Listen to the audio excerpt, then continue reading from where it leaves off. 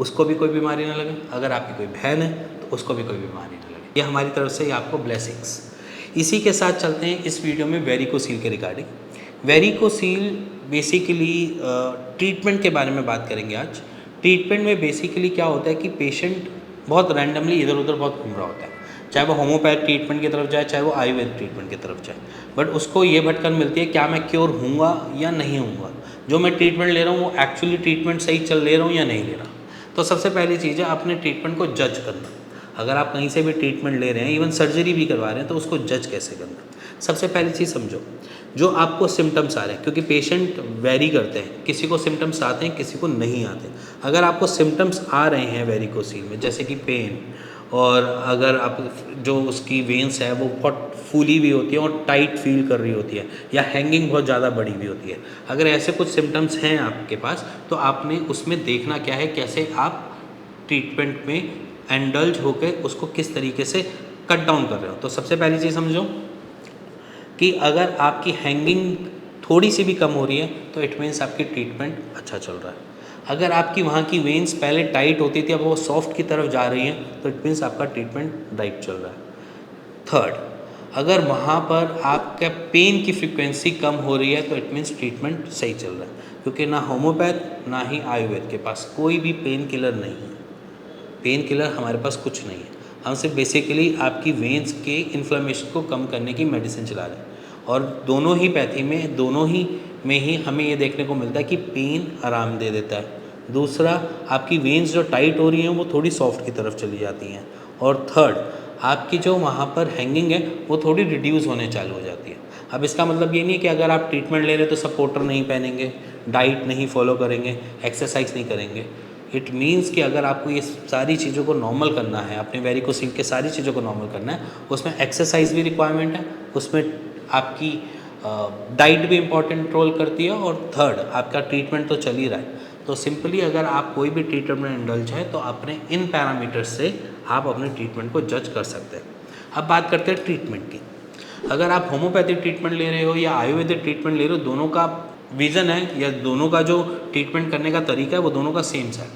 दोनों यही चाहते हैं कि अंदर के रिफ्लेक्सेस ख़त्म हों जो आपके बार बार रिवर्सल फ्लो की वजह से बन रहे हैं, जो आपके रिवर्सल फ्लो माने कि जो वहाँ पर वेंस के अंदर बार बार गोल घूम के खून वापस टूवर्ड्स टेस्टिकल्स आ रहा है, वो वाली चीज़ आपकी नॉर्मलाइज हो जाए। अगर पहले वो नॉर्मलाइज हो जाएगी तो वो बार बार आपकी वॉल्स को ख़राब नहीं करेगी और डैमेज नहीं करेगी, जिसकी वजह से इन्फ्लामेशन नहीं होगी। और अगर इन्फ्लामेशन नहीं होगी तो आपका दर्द जो होगा वो आपको आएगा ही नहीं।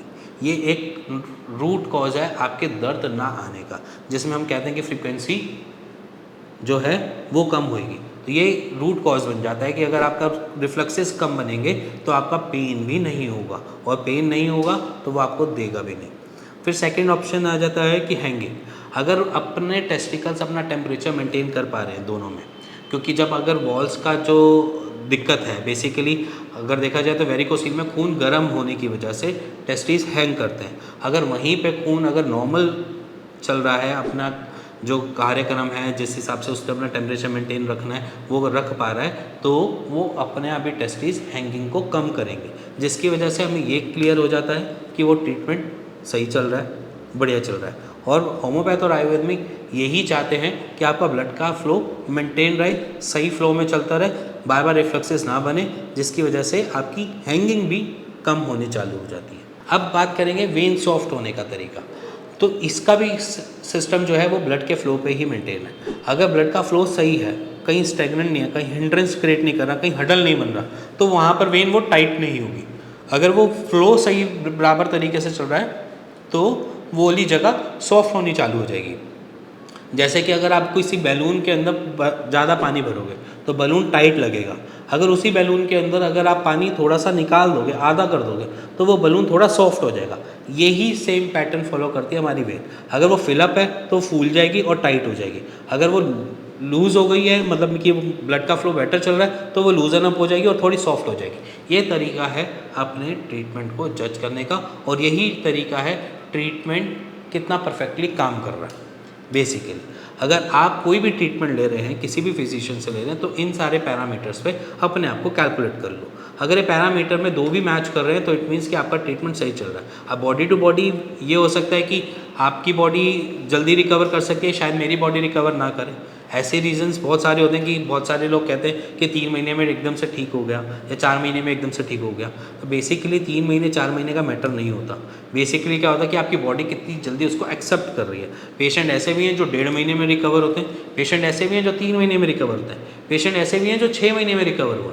तो हमें पेशेंट की फर्स्ट रिपोर्ट ही चेक करने के बाद पता चलता है कि उस पर ट्रीटमेंट का क्या असर रहा है, क्या रिजल्ट मिल रहे हैं, कितनी एक्सेप्टेबिलिटी दे रहा है, कितने वो हमको एकम्प्लिश कर रहा है हर जगह से, हर एंगल से।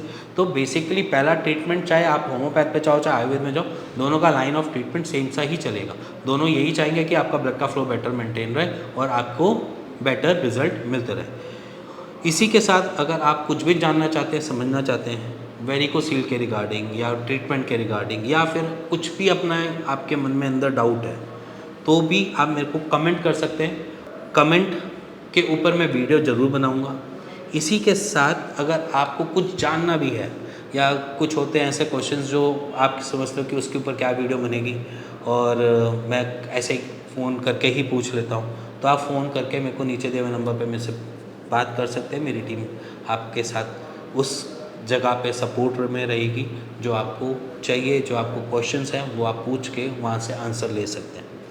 इसी के साथ अपनी रिपोर्ट्स भी आप मेरे को शेयर कर सकते हैं और मेरी टीम से बात कर सकते हैं उसके रिगार्डिंग। और अगर आपको कुछ समझ नहीं आ रहा तो मेरा एक बार चैनल जाकर गो थ्रू कर सकते हैं, क्या पता उसमें से आपको कुछ आंसर्स मिल जाए।